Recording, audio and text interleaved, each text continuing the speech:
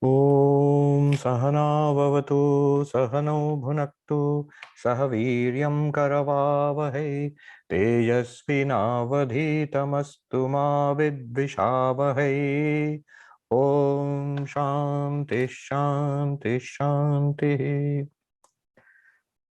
May the Lord protect us both, the teacher and the taught, together by revealing knowledge. May the Lord protect us both by giving us the results of knowledge. May we attain vigor together. Let what we learn, what we study be invigorating. May we not cavil at each other. Om, peace, peace, peace. So let's just take a quick look at what we have been doing in Katha Upanishad. It starts up this way. Om Ushan Havai Vajashravasa Sarva Veda Samdado Tasyaha Nachiketa Nama Putra Asa Tamha Kumaram Santam Dakshinasu Niyamanasu Shraddha Vivesha Somanyata Pitodaka Jagdha Trina Dugdha Doha Nirindriya Ananda Namate Loka Tansa Gacchati Dadat Sahovacha Pitaram Tata Kasmai Mam Dasyasiti Dvitiyam Tritiyam Tanghovacha Mrityavetva Dadamiti. So we have just seen these 4 verses, mantras. So it is said in ancient times there was this pious Vedic Brahmin who performed a major Vedic fire ritual called the Vishwajit Yaga. Desirous of results. The word Ushan means desiring results. And we have seen these rituals were primarily performed for getting something in this life or the next. And in this case, we know that that particular ritual is meant for accumulating enough karmic credit so that you go to heaven, like frequent flyer miles or something like that. You go to get to heaven. And the speciality of that particular ritual was that you have to give away everything. So in these rituals, one of the components is at the end of it, the ritvik, the priests who come and perform these rituals for you, you hire them. You commission them to perform it, and you have to give them gifts at the end of it. And in this case, the gifts are literally everything that you own. So this pious Brahmin, his name was Vajashravasa, and he had a son, a little boy by the name Nachiketa, who was maybe 7 or 8 or 9 years old. Now, he watched, when he was this little boy, he watched the gifts being taken away by the priests. His father distributed the gifts, and the gifts were being taken away by the priests. Dakshinasu, Niyamanasu. Then he thought, inspired by faith, Shraddha Vivesha. And this is an important thing which Swami Vivekananda gives a lot of stress on this. This Shraddha, it is foundational to all kinds of higher life. Spiritual life, definitely, but all kinds of higher life, even moral and ethical life. Shraddha literally means faith, confidence. It's defined as astikya buddhi. Astikya buddhi means it is. Such a thing is. What I hear about from my teachers and from our elders, what I read about in these texts, I have the faith that there is something to it. Not just very high things like God and Brahman and enlightenment, but values. That it is indeed a wonderful and a great thing to be truthful. That it is wonderful to be simple and austere. It's wonderful to be self-controlled. It's great to be considerate of others. So these values, fundamental values, these are, I believe in them. I believe my life, I should pursue them. This is how to live a good and great life, is this kind of life. This is not a small thing. And not only that, another aspect of Shraddha is self-confidence. This is what Swami Vivekananda stressed again and again. Not only these values are important, not only these texts and teachers are right, what they are saying is good and great, I too can do it. I must do it. This is the purpose of my life. I must be a good and great person, and possibly a spiritual person. I must pursue the highest goals of human life. This kind of faith in oneself. And often, people suffer from issues of self-esteem. They sabotage themselves. Neither anything great in this life, nor in the next, nor indeed spirituality. Nothing is possible without this Shraddha, belief in higher values, spiritual possibility, and belief in oneself. Exactly the same thing Krishna scolds Arjuna at the beginning of the Bhagavad Gita. Klaivyam masma gamah partha. Do not give in to this paralysis. You are a great person. Regain your confidence in yourself. You're a great warrior.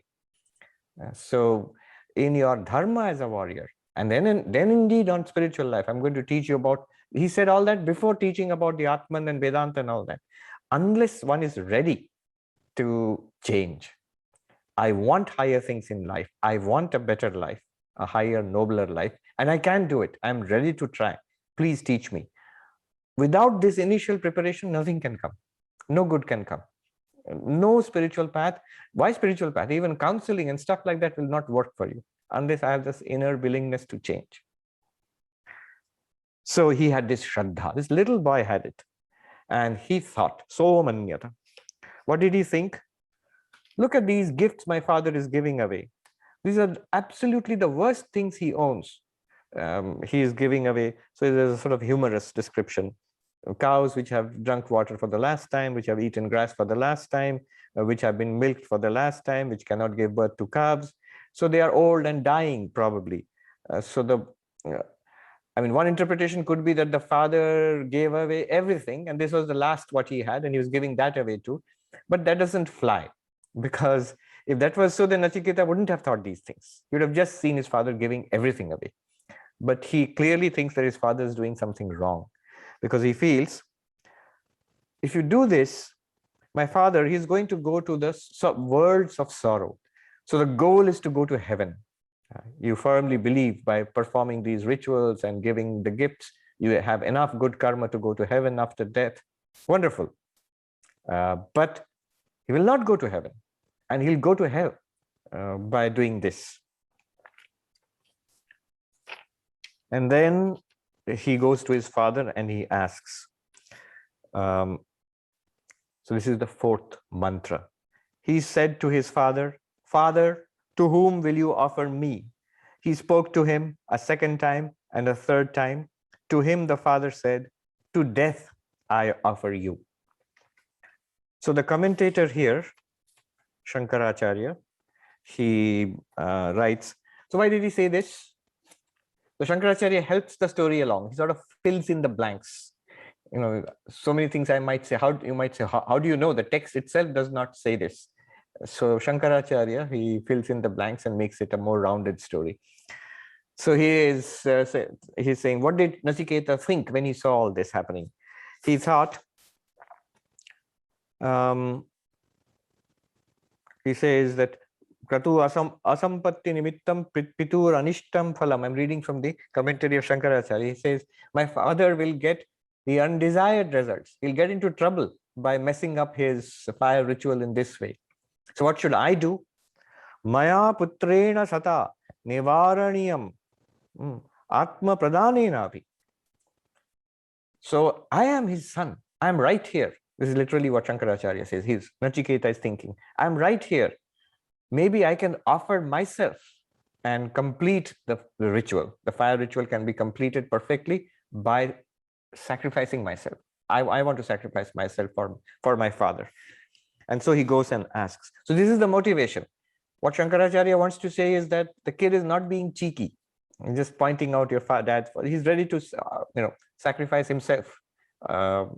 He's saying, what you're doing is wrong. It'll get into trouble. Give me away. You can make up.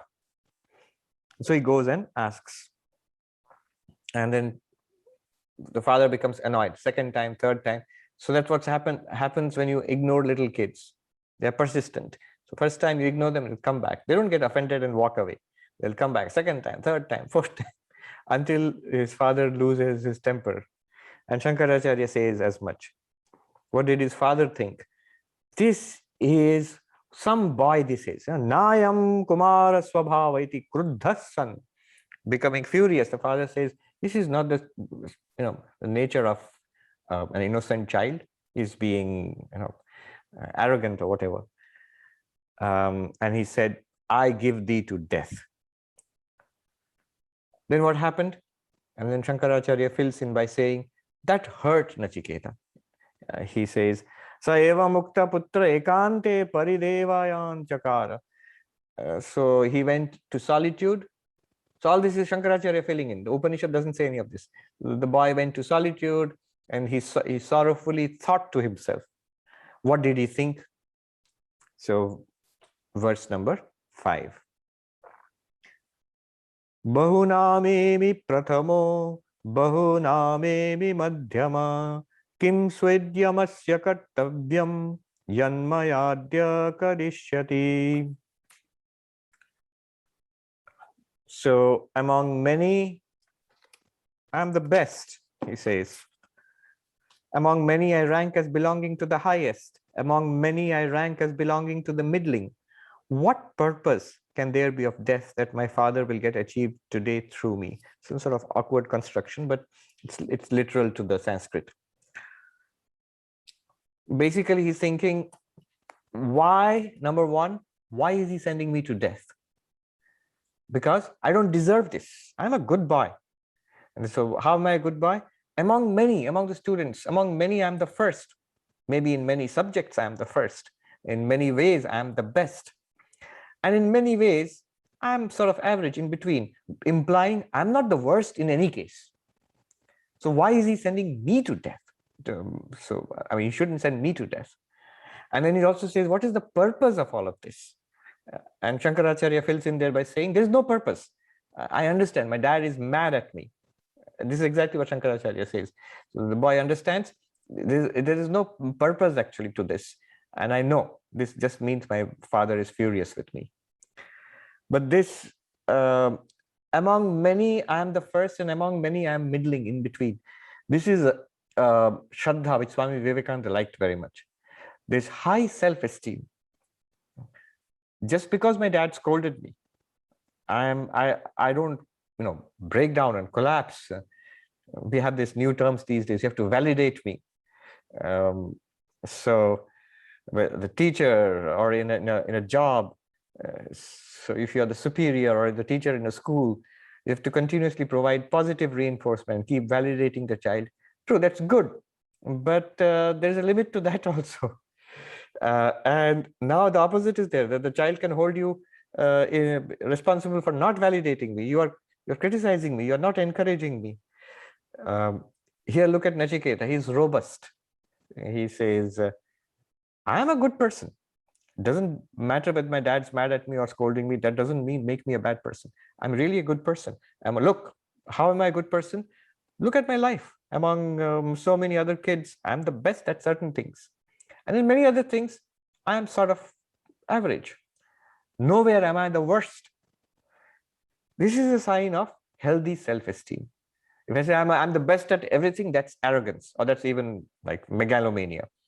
But the idea that I have done quite well in my life, and there are things I could have done better. There are things I've done just about as well as everybody else, and that's fine. That shows I'm okay, I'm good. When we were management students, we had this subject which I liked a lot. It's called transactional analysis. In those days, it was very popular. You could go to any bookshop and you would see, I'm okay, you're okay, and all of that. So I learned it from a really good expert. He was a Jesuit priest, actually. And he taught us wonderfully. I really, but the basic idea there is the life positions that we take with each other is, the worst is, I'm not okay, you are not okay. That means I think badly about myself. And I also think badly about others. People are, you can have a checklist. They are mean, they are selfish, they're ignorant, they are whatever. I think badly about others. And I think badly about myself. I'm a loser, I'm a failure, I'm not as good as that other kid, I'm not as intelligent or as athletic or as pretty.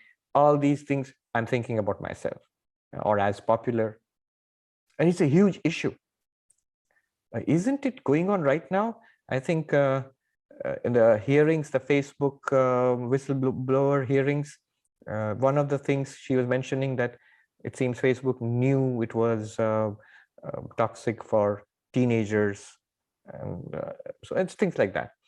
So this is one kind. I am not okay, you are not okay. And this is the worst position. And the extreme of this position is the psychopathology, you know, where people go out and shoot other people and then kill themselves. So you see, this is extreme. It's so bad, I have to kill others. And I'm so bad, I have to die. So this is the worst position. The other position is also, there are two other positions possible. I'm not okay, but you are okay. That's the second position. So this leads to inferiority complexes, and children generally start off that way.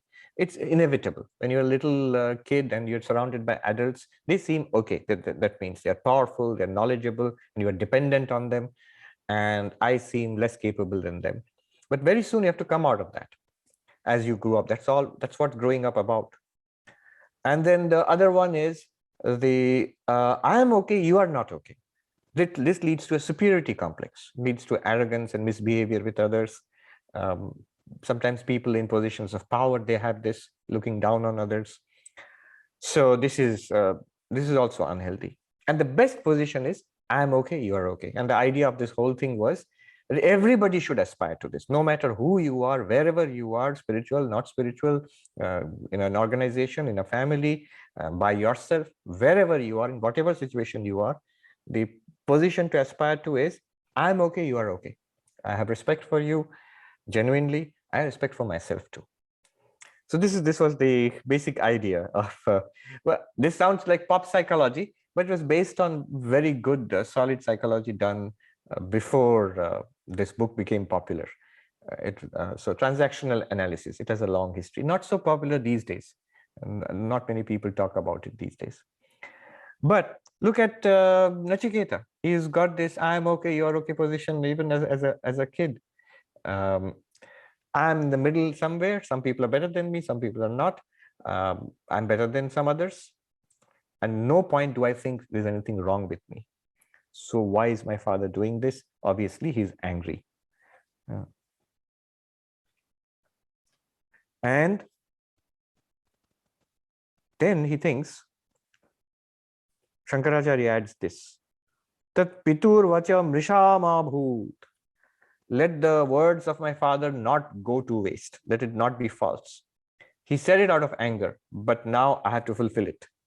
So you might think that's a bit extreme, but truth was a very high value. And there's so many stories again and again in Indian, in the Puranas, in the Upanishads themselves, as you see, which sets a very high value on truth.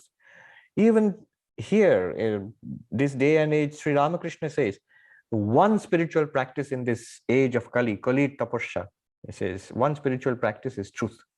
If you can hold on to that, that purifies, that sets the, that prepares you for enlightenment. So truth is the basis for everything good in life.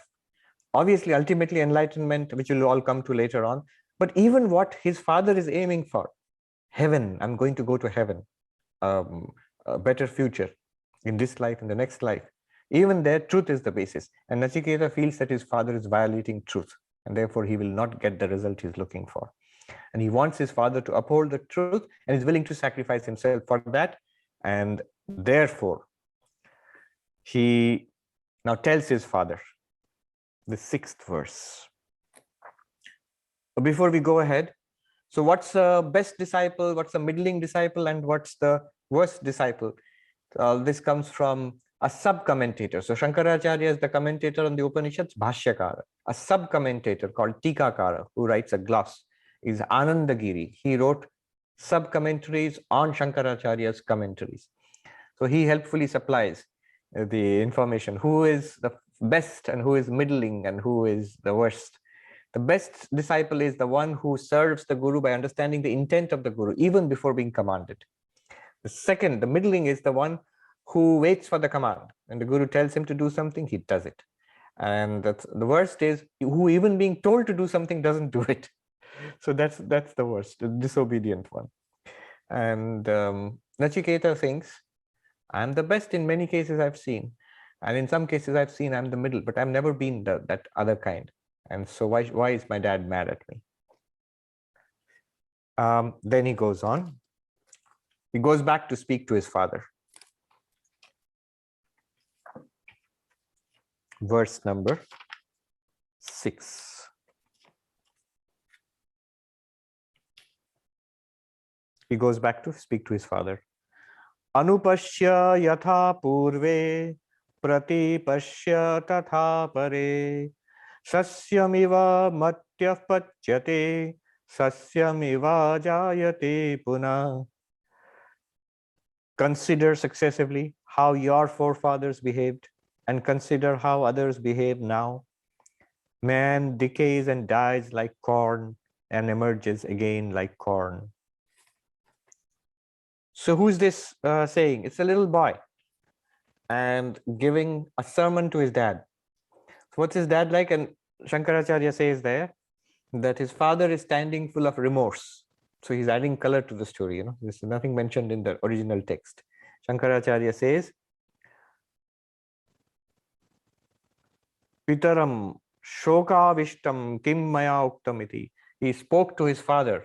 What kind of father? The father was overcome with remorse. Why was he overcome with remorse? What did I say? Thus he was overcome with remorse. What did I utter?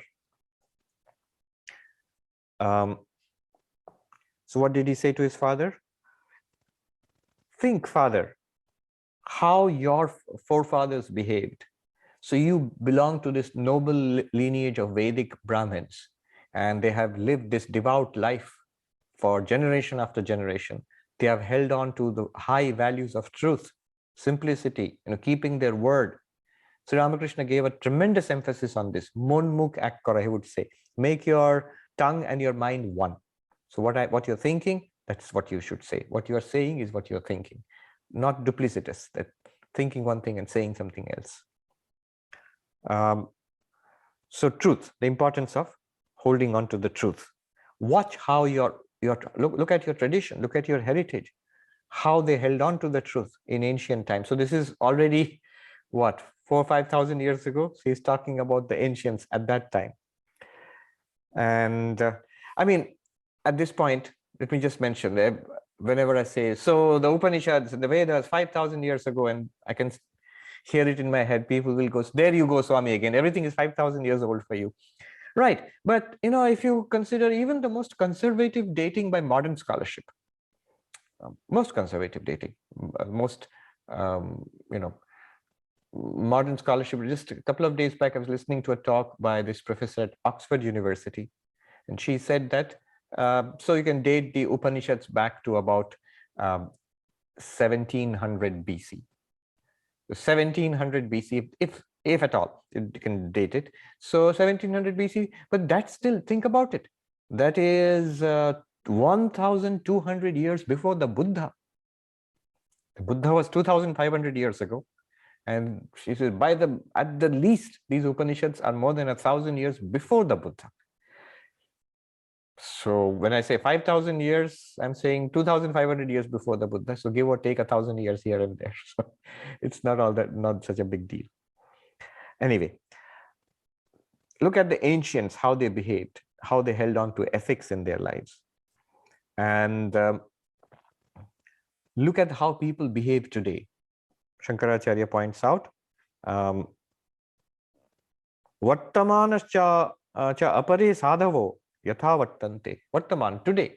Look at good people in society today. What are they doing? How are they upholding values? And then consider what you are doing. So the kid is very direct, actually. So like many children, he can easily make you feel bad about yourself. So look at how people are behaving today. So holding on to a truth, holding on to even a damaging truth where you lose something. The French philosopher Foucault, in this last years of his life, he had something he gave several lectures on, Theresia. It's a term which means truth-telling, talking basically, but truth-telling. And he says, what is truth-telling? Sun rises in the east, it's not truth-telling. Or the law of gravity pulls things downwards, that's not truth-telling. Truth-telling is when I tell you something which is damaging to me, for which I pay a price in terms of reputation, money, or whatever. If I can do that, then I've told the truth about myself. So that is quite different. Nowadays, truth-telling also has another connotation. What I feel about something, what my opinion is, what I think about myself, I should fearlessly say that. It's good. Nobody should put me down. But notice how this is more difficult to say something. Right now, when you say, speak your truth, what you mean is say something great about yourself. Say what you feel about something. But often these feelings about something which we express are often at the cost of others. So I point out how bad other people are and how great I am. And that's, I'm telling my truth. Foucault says, and 3,000 years or 5,000 years before him, Nachiketa says, you tell a damaging truth. Tell a truth which hurts your worldly prospects. That gives you merit. That gives you the strength of character. Sri Ramakrishna says, in slightly different variation on this, he says, in Bengali, যে নিজের দোষ পটপট করে বলে দিতে পারে, বুঝতে হবে তার মধ্যে কিছু আছে. A person who can simply confess to one's own faults, just in an innocent way, you can tell that. You have to see that that person has character, has something in him. So it's difficult. And he says the ancients did it, and those who are here today, they are also doing it. They are also doing it. What are they not doing? Shankaracharya writes, Nacha teshu mrishakaranam vrittam vartamanam vasti. They do not speak untruths, even today. About this monk, he's sort of talking about the deterioration of values in Indian society. He put it very poignantly. He said, so a few generations ago, if a man from the village was called upon to give false witness, bear false witness against somebody in court, he would say, I can't do that. I have a family. And the karma is so bad for telling a lie that we will all suffer. I would suffer. I have children and people who depend on me. We would all suffer if I tell a lie because it's such bad karma. And he says, in the same village today, the monk is saying, today, a man will go happily and tell a lie in court. And if you ask him, why did he do it? He'll say, what can I do? I have a family. So this is a firm belief in the law of karma, in ethics, in consequence, in moral consequence.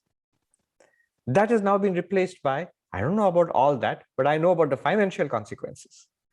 So I have a family, and here's the rich man bribed me to tell a lie in court. What can I do? I have to take the bribe because I have a family. The same excuse, you see.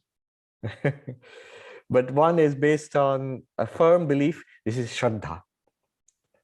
Without that, morals, ethics are not possible. Even conventional religion is not possible. The kind where you want to be a good person and go to heaven. You won't even believe any of that. I'd rather be a dishonest person and earn extra money now, rather than be a good person and tell the truth and remain poor and go to heaven later on. I won't have faith in that. Who knows? Because I am cheating.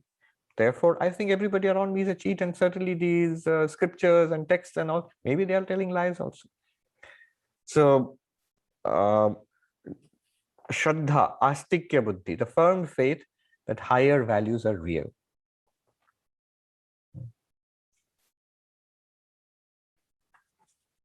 There is a saying, I don't know the original Sanskrit of this, very beautiful. To the man of truth, his words are like written on rock. To the one who's false, his words are like written on flowing water. The difference between the two.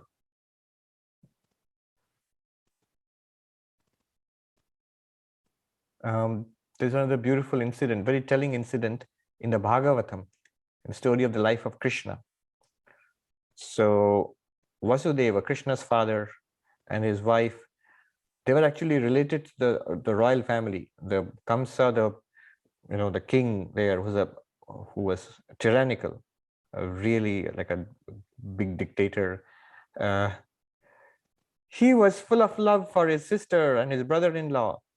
And I don't know who said it, maybe in the Bhagavatam itself or somewhere it is said, look, if a person is without self-control, if a person is unethical, do not depend on the love of such a person.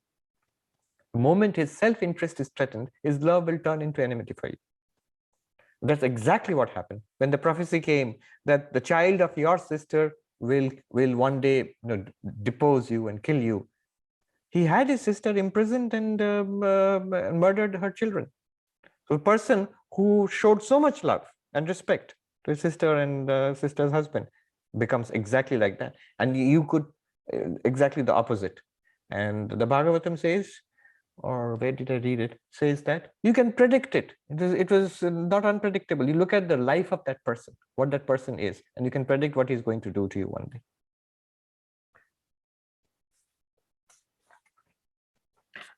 Shankaracharya comments, Nacha mrisha kritva kaschid ajara amaro bhavati. By based on untruth, by telling lies or being dishonest, no one ever goes to immortality. That means the highest goal, spiritual goal of freedom from samsara. But another secondary meaning of that immortality is going to heaven also. One of the promises of heaven is, those are the realms of the immortals. You live in a heavenly place with the gods. This kind of secondary kind of immortality, because you'd still come back to the world once your good karma is exhausted. But even that kind of relative secondary immortality also one will not get if one is unethical.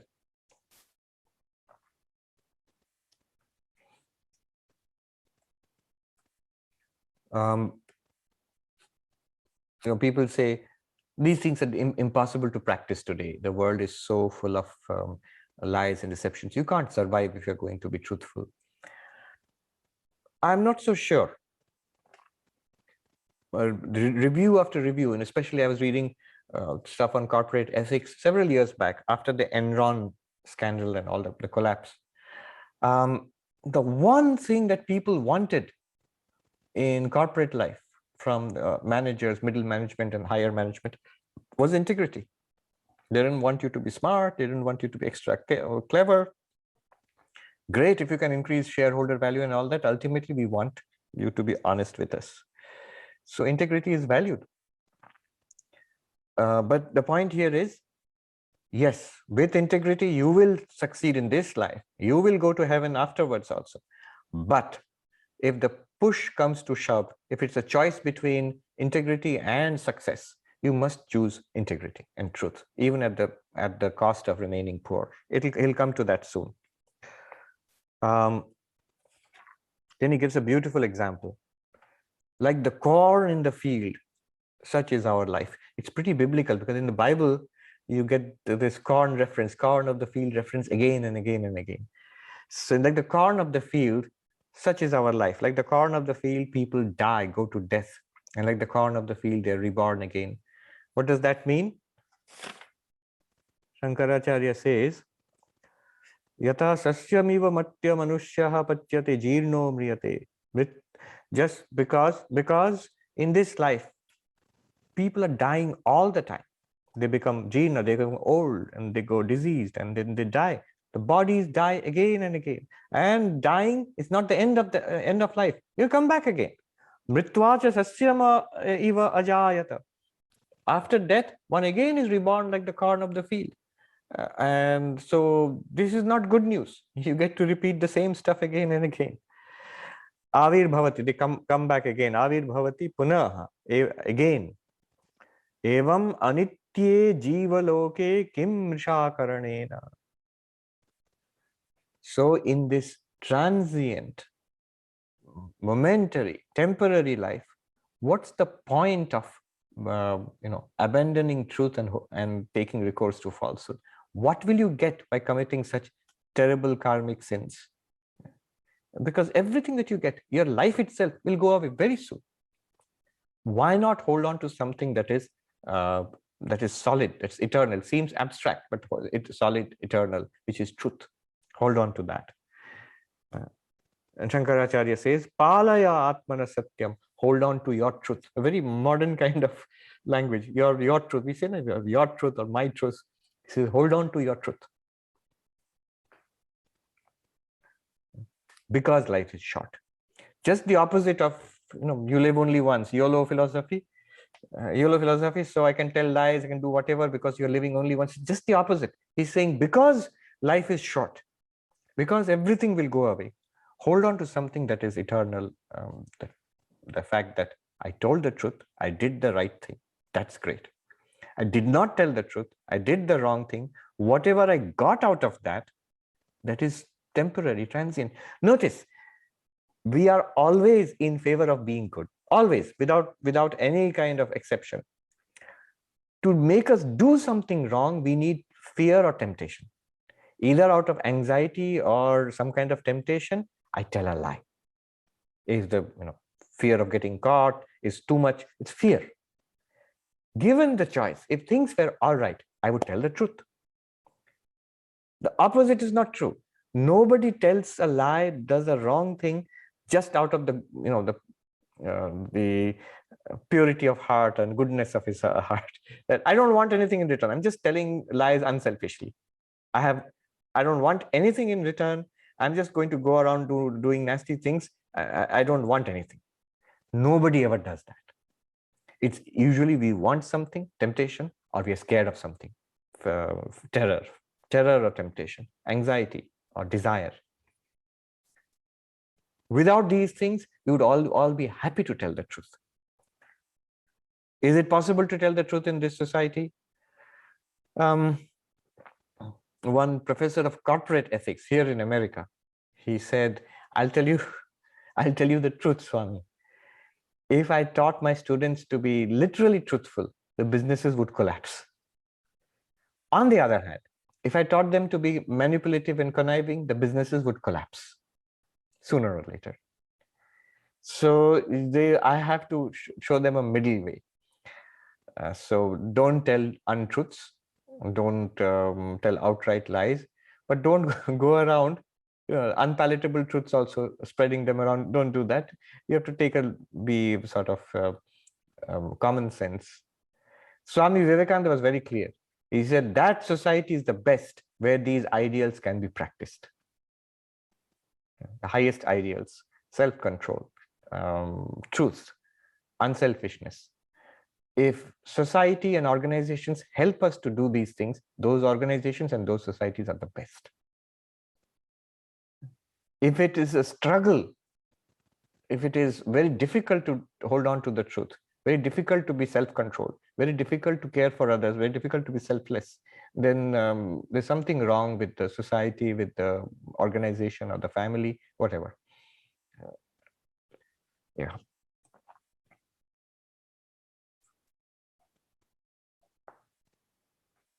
Somebody is asking, what is the name of the professor? I'm not going to tell you.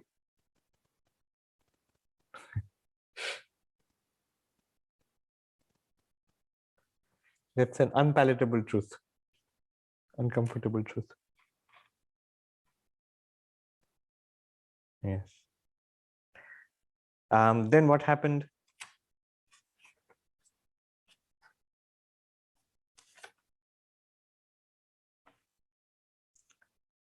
So hold on to the truth.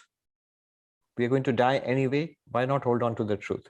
And notice, you want to go to heaven. It's only by holding on to the truth. Nothing that you get here, all the cows that you manage to save here, they are not going to follow you to heaven. So you're going to lose all of that. You're going to get old. You're going to die, Father. And the only way you want to get to heaven, only way you're going to get to heaven is to hold on to the truth. See, you're shooting yourself in the foot by telling a lie. You are destroying the traditions of your forefathers. You're setting a bad example to society at present, and you're not going to get what you want. So hold on to your truth. Palaya Atmana Satyam. Hold on to your truth, O Father. And send me to the house of death, because you said so. send me to the house of death. You see this theme coming again and again. You see Raja Harishchandra, who is known for telling the truth and who suffered terribly, the king Harishchandra. He had to give away his kingdom. It was a test the gods were putting and the rishis were putting him through a test. And he went through terrible sufferings for that. Ramachandra, Lord Rama himself. So his father had to Dasharatha had to hold on to the truth because of a promise he had given. And because his father tells him to go to the forest in exile, he does it because he wants to hold on to the, he wants to make his father's words come true. Truth is important. Here is a funny story. It comes from, the oral tradition of Pandits. So once, I was attending this workshop on Nyaya, the Indian system of logic, and there's a school called Navya Nyaya, the neologic, the school of neologic. But neologic, remember, it's India, so the neologic is also 1,000 years old. It comes from this Tarka Chudamani of Gangesha, who lived about 1,000 years ago. So it's an extraordinarily subtle system and complicated system of logic. And we were studying, it was in Calcutta, in the Institute of Culture. A Pandit had come. So the university professors, they wanted to show the university students what a traditional Pandit was like. So they got a traditional Pandit of Navya Nyaya, Anjaneya Shastri. I still remember. So they flew him over from Benares. He stays in Benares. They flew him over to Calcutta to give a talk to the university students. I remember there were Jadavpur University students there in that workshop. I was also there. So the Pandit was a very interesting character. The day before the talk at the Institute of Culture where I was staying, I saw this rather strange-looking gentleman who was wearing a vest, not a shirt, and a dhoti. And I immediately realized this must be the logic, the Pandit of logic. And he was rushing around. He said, "Swami, can you give me some water of the Ganga?" I said, "Yes. Are you Anjaneya Shastri, the Pandit?" He said, yes, I've come for the... So I said, "Oh, you've come. I'm so glad you've come to give us a talk on logic." And he said, "Oh, logic? No. I'm not interested in that. That's just an excuse. I want to go to the temple of Kali, Dakshineshwar Kali. So this is my chance to come to Calcutta so I can visit the temple and worship the Divine Mother." So you see the traditional outlook. Professor is having him over for a workshop. And he says, that's just an excuse. I get a free plane ticket to Calcutta and then I can go to worship Kali. So he comes to the class next day. And he has to speak in Sanskrit because he doesn't know English. So the whole talk was in Sanskrit, I think a little bit of Hindi in between. And I had the feeling that the university students were feeling a little superior to this person who couldn't speak English maybe. When he started teaching, oh my God, all those old texts, the commentaries and the sub-commentaries and the sub-commentaries, he has it all memorized. It's like a torrent coming out of it. And we had all handouts. We were all left flipping pages here and then trying to follow him because he was moving so fast. And the whole thing was memorized. It was such an impressive demonstration. People were taken aback. They were stunned. And then he said, look, logic, Nyaya, should always be studied with Vedanta, with the highest teachings of spirituality. To realize, to attain enlightenment is the goal. To help that, you need logic, to study Vedanta. That much, that's the point. And he could see people were a little skeptical. Modern students, so we are studying logic as logic. I mean, who wants enlightenment and all that? So he said, let me tell you a story. When the Lord Rama was exiled from his kingdom, he went with his wife Sita, mother Sita, and his brother Lakshmana to the forest. And then he reaches the ashram of Gautama, the sage Gautama. He reaches the ashram. Now, sage Gautama is the founder of the system of logic. He is the one who has written the Nyaya Sutras. So he is the grandmaster of the Indian system of logic. So he reaches that. Now you can imagine they are workshopping this new thing their master has come up with. It's called logic. They have discovered this thing for the first time. And they are all the students, you can imagine the novices in the ashram, they're all full of it. That what is this wonderful the subject our master has discovered, or invented? It's called logic. Gautama, who is himself the writer of this, the sutras of logic, he is the master of logic himself, he notices his students' childish enthusiasm for the subject he is himself teaching. And to teach them a lesson, he tells Ramachandra, what's this problem I hear about? You have been exiled from your kingdom. You're the crown prince. You are supposed to be crowned the king. And now you have been thrown out into the forest. It's so unjust. Why don't you tell your problem to my students, and they'll apply logic and come up with a solution to your problems? So Ramchandra tells the whole story, how his father had given his word, and then he was tricked into exiling him so that his younger brother can now take the throne. And so he has to go. Today he's a beggar. He doesn't have anything. Yesterday he was the crown prince, and his wife has chosen to follow him into poverty and hardship, and his younger brother is loyal to him, and that's why they are here. And so they decided to do the best they can and live in the forest. So the students get together, they brainstorm, workshop, what do they call it? Focus group. And then they come up with a solution. And they say, Ramchandra, we've got the perfect solution. You go back to Ayodhya, your kingdom, put your father in, put your father in jail. And we can clearly see you are qualified to be the king. And it is for the good of the kingdom. It's not for your own sake. Clearly, you'll be a much better king than those other people. And so for the good of the kingdom, for the good of many, it's perfectly justified. And what your father and the other people in the court have done is completely unjust. So just throw them into jail. And don't worry about this, promise and truth keeping and all that. The whole point is to do good to society. So this whole thing, game theory, we have gamed the whole thing, and it comes out very well. And Gautama, who knew this would be the result, he smiles and he looks at Ramchandra and he asks, well, Lord, what do you think of this new system of thought I have invented? Logic. Ramchandra smiles and he says, Shrigalatvam bhaje. He says, those who have mastered this system of thought, in the next life, they'll be born as foxes and jackals. So this is the Pandit. He's himself a Pandit of logic.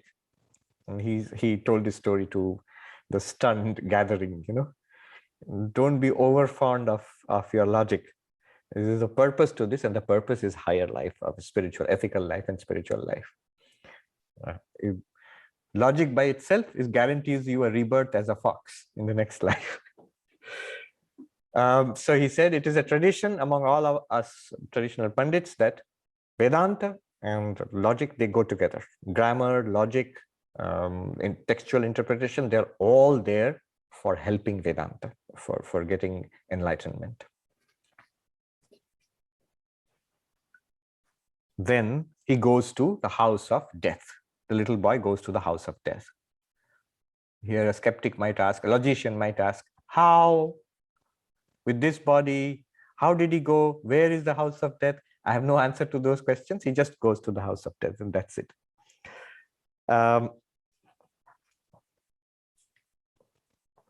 Then what happens? So he reaches the house of death, but all this you have to fill up. The story takes an abrupt jump forward. Death is not there. The king of death, Yama is the king of death. One little side note here on this system, this idea in Hindu thought. So there are all these gods with small g, and they are in charge of the different powers of nature, of the universe. There's a god in charge of the sun, there's a god in charge of the fire. They are not God. This is what many people find confusing about Hinduism. God with a capital G is one. It's exactly the same as in the monotheistic systems. There is one reality behind all of these, just as it is behind all of us. There is one reality, which is the reality of this entire universe, who is the creator, preserver, destroyer of the entire universe. That is God with a capital G. In Vedantic terms, Saguna Brahma.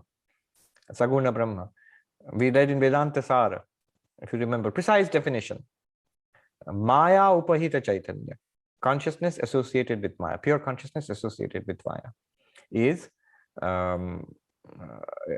God. That's only one. That in Hinduism you can worship as Vishnu, Shiva, are they not contradictory? No, they are not contradictory. God is infinite, in essence formless, and therefore can appear in any number of forms to the devotees. After all, the Hindu idea is, Vedantic idea is God alone who is appearing as this universe. If God can appear as you, me, him and her, and plants and trees and blue whales and dolphins and stars and quarks, why can't God appear as Vishnu or Shiva or Durga? Why not? So God can appear in many forms and can be worshipped in many forms and many names. And so you have this vast technology of worship, of spiritual practice. Vast, it's an incredible thing which they have generated, the ancient Hindus. But all true, there are these gods with small g's.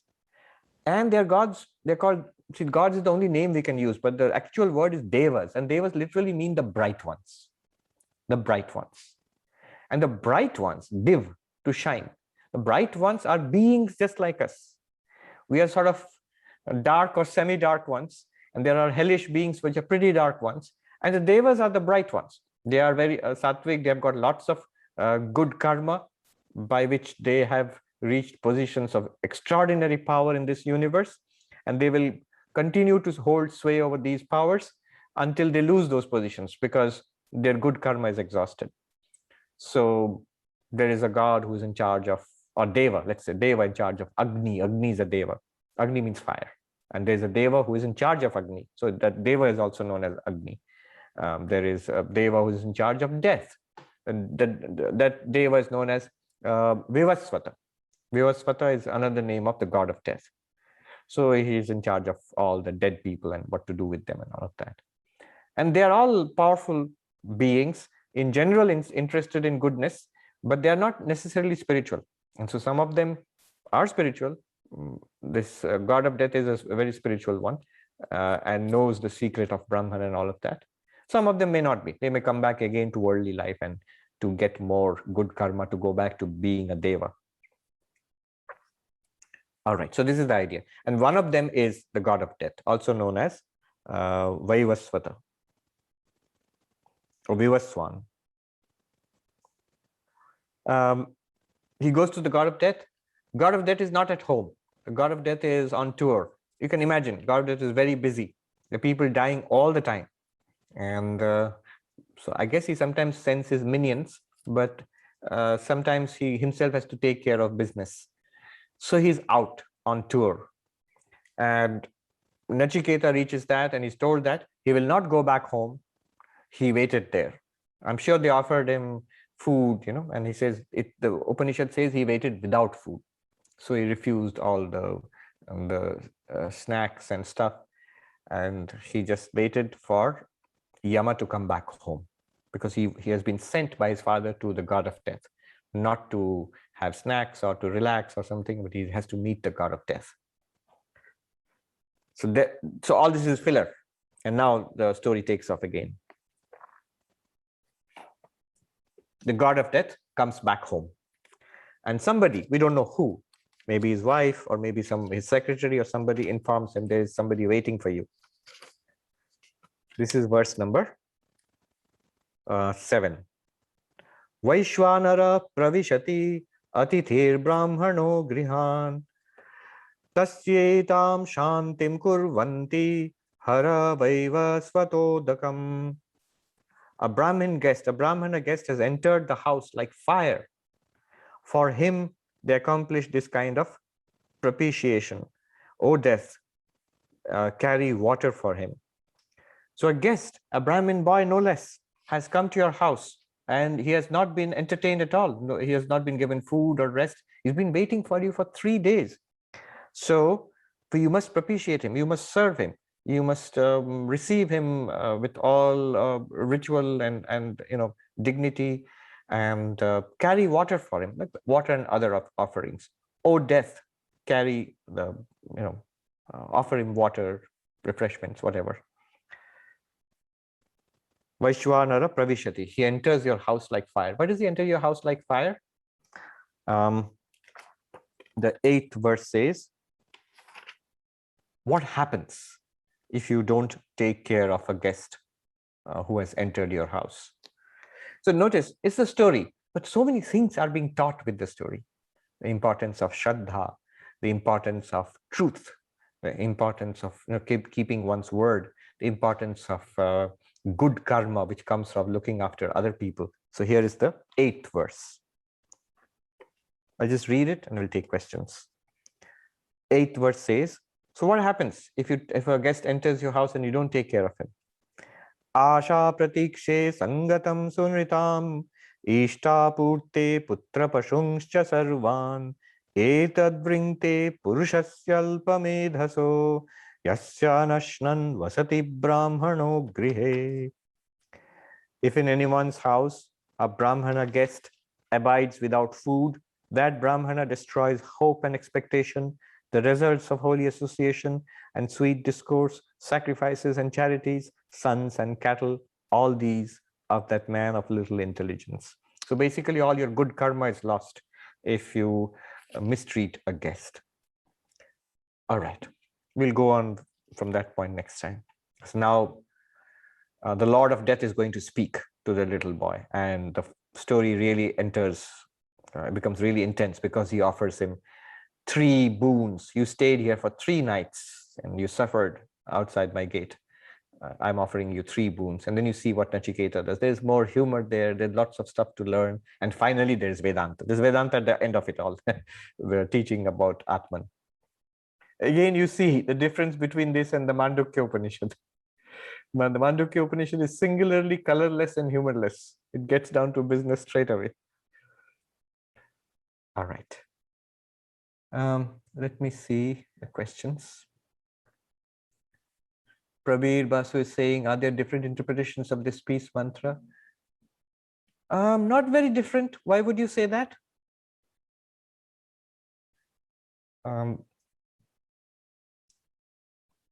Then Gaurav says, some dualist traditions see the moksha as attaining the planets of the Ishta Devata. Correct. So, not planets exactly, the loka. Loka would mean the realm. It's not particularly a planet or anything, but yes. So Gaudiya Vaishnava's goal is to attain Golaka in Vrindavan, eternally enjoy by having the 5 types of relationship with Krishna. I think you mentioned in one of classes that these lokas are real. Are you making concession to people who see this world in terms of duality? Is the lokas are real in what sense?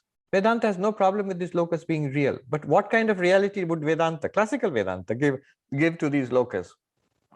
The same reality as this world, which is a vyavaharika, transactional reality. Look, a traditional non-dualist, Advaitin, has really no conflict with the dualist. In what sense? We admit everything, that we are these jivas, we are caught in samsara, everything is being propelled by causality, that is karma, and we are caught here.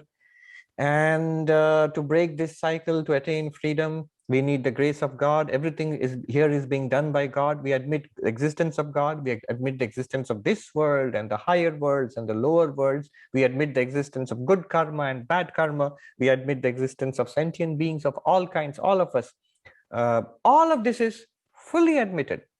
And we admit the efficacy, what the ancient Hindus were most interested in. You non-dualists, do you admit that the karma kanda, the rituals we perform, do they work or not? Or in later, and this I'm quoting a sadhu, the traditional ritualistic Hindus would be suspicious of the non-dualists. They said, these fellows, do they believe in pilgrimages? Do they believe in puja? Do they believe in the holy Ganga and a dip in the holy river? And the sadhu says, Baba, hum sab mante hai. My dear fellow, we accept everything. Rituals and pilgrimages and a dip in the Ganga, take as many dips as you want. All of it is accepted. But do you accept that they work? Yes, that they work. That they lead you to moksha also. Yes, they lead you to moksha also. Moksha in the sense of not coming back to this world, eternally existing in the plane with God. And then there are different kinds of moksha which the Vaishnava schools speak of. Salokya, you stay in the same realm as God. If you were a Gaudiya Vaishnava, it would be Goloka. If you are another kind of Vaishnava, it would be the Vaikuntha. So, or if you are a worshipper of the Divine Mother, Devi Loka.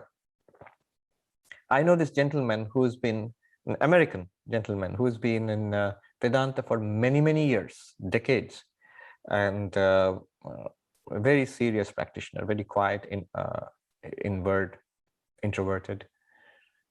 And so I asked him, so your goal is, what do you think you are going to attain, that liberation, moksha? He said, no, I want to go to Devi Loka and stay in the presence of the Divine Mother. That appeals to me. It was very interesting. So all of these are accepted. So you say, I'm sensing a big but coming after this. But there is a higher reality or a deeper reality, which is the paramarthika, the absolute reality, which is existence, consciousness, bliss. There is the screen of the movie. There is the waking up from the dream. So what you are talking about, we don't contradict it in those. We don't say that, oh, the Vaishnava heaven, Vaikuntha, does not exist. This world exists, but that does not exist. That's the materialist. We don't say that.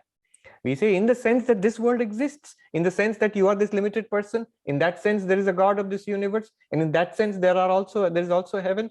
All of that is an appearance in the absolute reality. That's all we are saying. In reality, you are that absolute reality.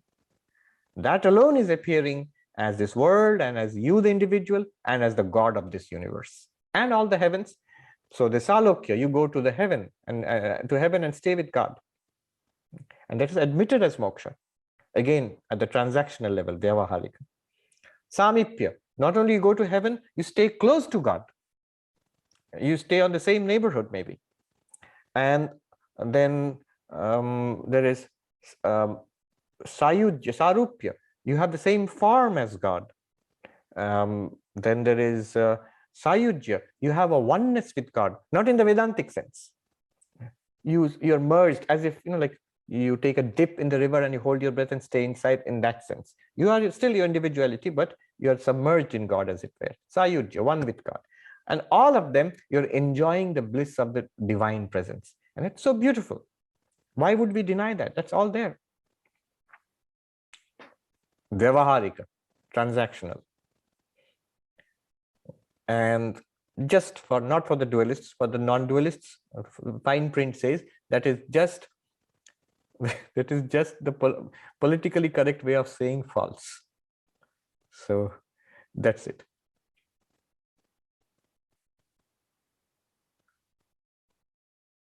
I think, Gaurav, what he's saying, after understanding Advaita Vedanta from, I'm rereading Bhagavatam, I'm finding conclusions of Bhagavatam are purely Advaitic. Yes, correct.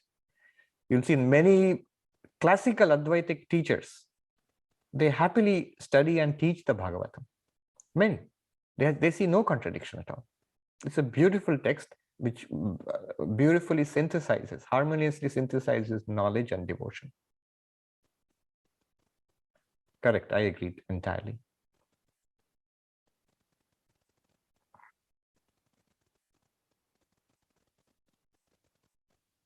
Yes, a beautiful thing Abhijit has mentioned.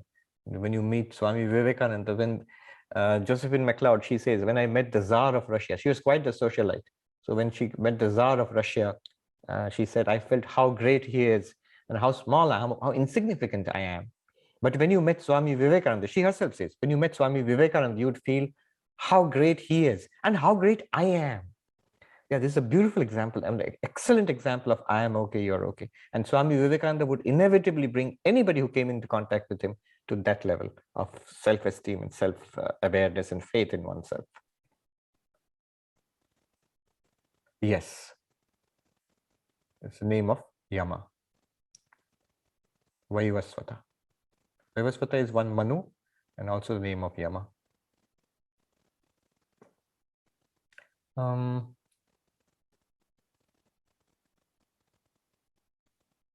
Gloria says, was the surrender of Jesus to the crucifixion primarily demonstration of integrity on his part? You could say that, regardless of the political and religious implications. I never thought of it that way.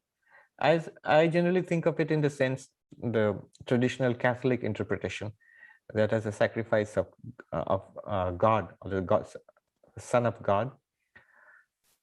which is the manifestation of grace, which basically from a Vedantic perspective is also very understandable, that we have this tremendous load of karma on us.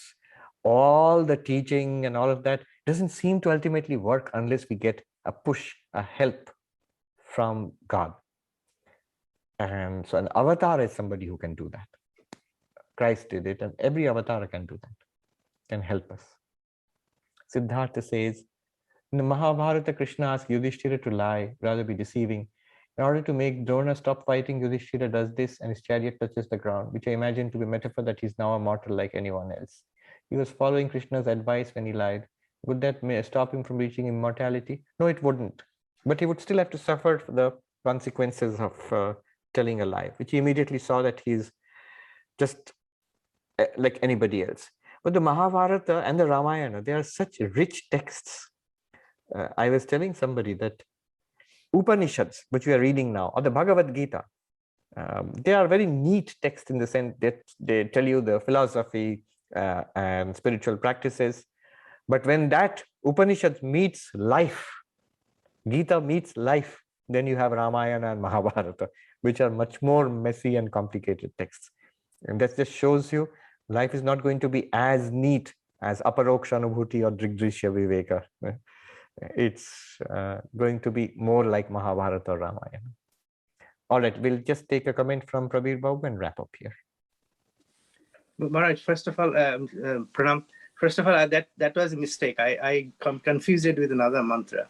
But I just wanted to tell you about, you were talking about the highest relationship between Guru and Shishya is when the disciple can actually predict what the Guru is thinking. And that's the best kind of disciple, yes. So there is a talk by Swami Siddharanandaji on Swami Virajanandaji, who he was serving. And he says that he had a very difficult time to satisfying Swami Virajanandaji until he realized that he has to predict what he wants to do. And ultimately he did that. Right. It's a very beautiful talk that if you look at, it's available on YouTube, I think. Yes. Swami Sridharanji speaking about his reminiscences of senior monks on Swami Virajanandaji. So notice it's not that the Guru needs all this. It's just a way of training the disciple. Just a way of training the disciple. Swami Brahmananda once, he would scold his disciples very harshly for small things. And then once he explained why he did that, he said, if you disobey me in small things, one day you will disobey me in big things also, in great things also. The spiritual instructions will not work unless you follow me implicitly.